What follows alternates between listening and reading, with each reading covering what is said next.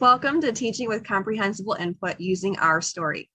In this video, we're going to look at what is teaching with comprehensible input, also called CI, how CI is different from traditional language teaching, how you can make input comprehensible, some comprehensible input strategies that you can use in your classroom, and some advantages of teaching with comprehensible input. To start, what is teaching with comprehensible input? Comprehensible input is based on Stephen Krashen's comprehensible input hypothesis. He said that comprehensible input is I plus 1, I being what students already know, and plus 1 is a little bit of extra language to push their abilities. So when you teach with comprehensible input, you're using language that students already understand, plus a little bit more vocabulary to stretch their language abilities. Comprehensible input is different from traditional language teaching. In this video, we're going to look at two ways that it differs from traditional language teaching. The first difference is in vocabulary. With traditional language teaching, students are given long vocabulary lists to memorize. In comprehensible input teaching, students are not given long vocabulary lists. Instead, the focus is on target structures, which are usable chunks of language that students can use for communication.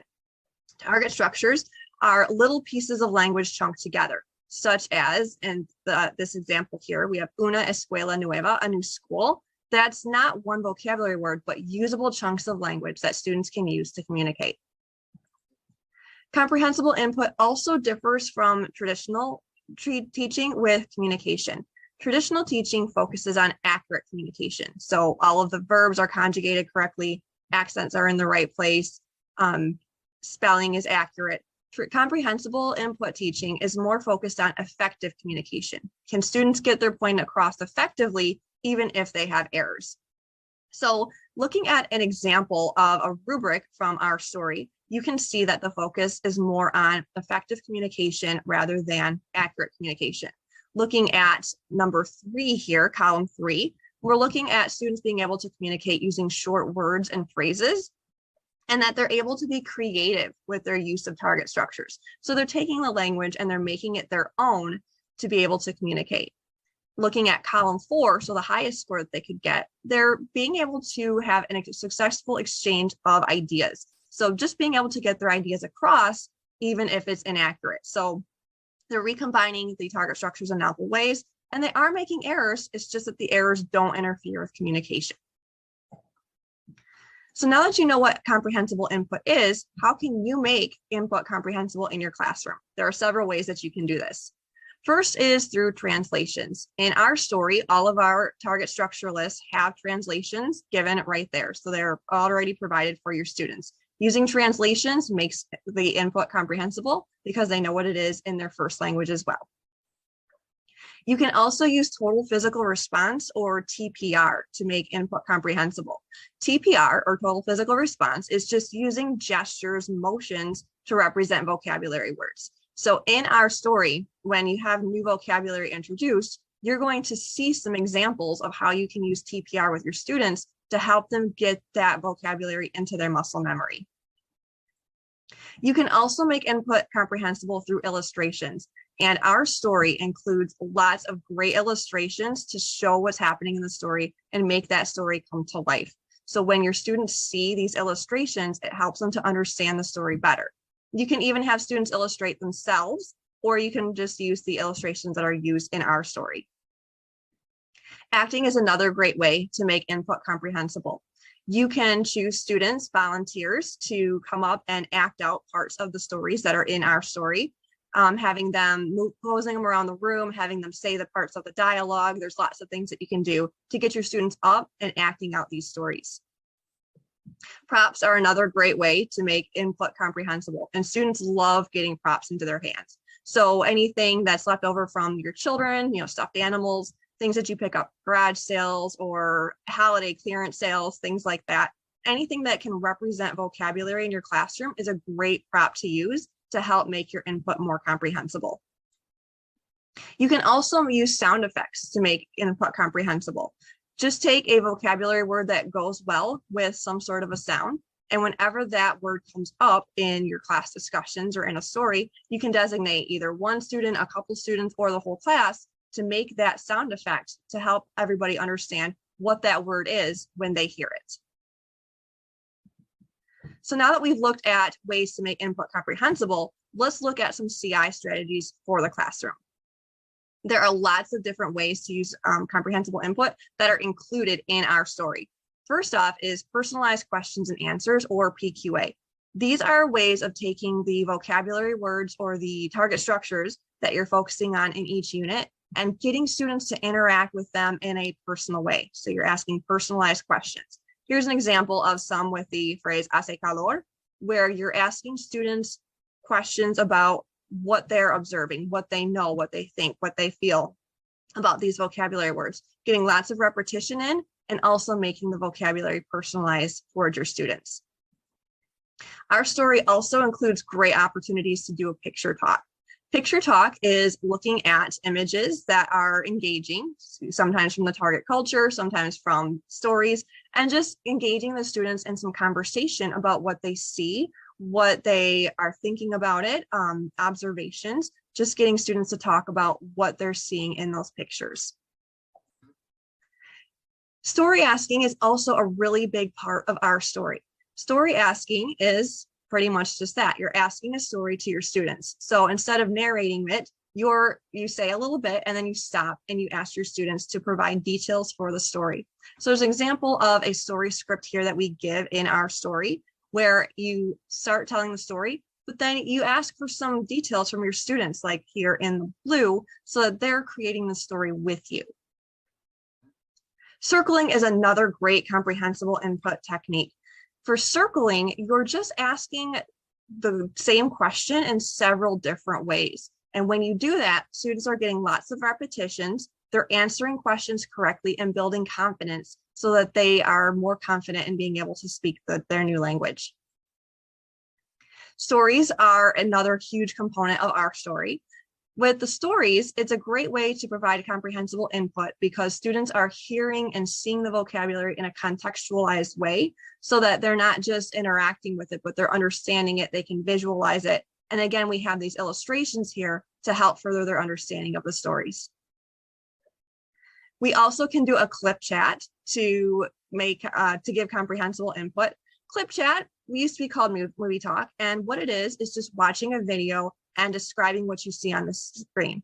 Most teachers prefer to have the volume off during a clip chat, watch a little bit of the video, pause it at an interesting scene, kind of like the one I have on the screen here, and then ask your students some questions about what they see on the screen. What's happening here? What is his emotion? What do you think about this? What's this monster's name? All kinds of things that you can ask about the video as you pause it. So after you've looked at a scene, you play it a little bit more, find another scene that's interesting, pause it, and ask your students some more questions about it. And it gets them interacting with it and hearing lots and lots of target language. Then you can play the whole clip through with the volume so that they can enjoy it together. We can also do a write and discuss, and this is included in our story. Write and discuss is just a way of summarizing what happened in class for the day. So if you've done a story like this example is from, you just look at images from the story and you guide your students in writing about what happened in that story. So it's a great way to build their writing skills and just review and get lots and lots of repetition of those target structures in. So now that we know how to teach with comprehensible input, let's talk about why we would do this. What are some advantages of teaching with comprehensible input? First, it's a great way to build relations with your students. When you use comprehensible input, you're not just teaching about the language, you're teaching using the language about things that matter to your students. So you're getting the students to answer those PQAs, you're getting them up, you're getting them acting, and so they feel much more a part of your class and like they're important. And it also makes them more comfortable to use the language because it's comprehensible and made so that they can understand it and that they're a part of it. It also is a great way to teach culture in the target language. Before, teaching culture always became kind of more of a humanities kind of thing where you stop and you teach about it in the first language because the students didn't have the vocabulary for it. But when you use comprehensible input, you can actually teach about the culture using the target language because students have that vocabulary. And comprehensible input is a great way to instill active learning. You've got your students acting, using props, and answering questions of PQAs. It's a great way to keep your students active and participating in your classroom. So that's the end of this presentation. Today we looked at what comprehensible input is, which we said it's what students know plus a little bit more to stretch their language. We talked about how comprehensible input is different from traditional teaching. It's different in a couple of different ways. First, vocabulary, because they don't have long vocab lists. Instead, they have target structures.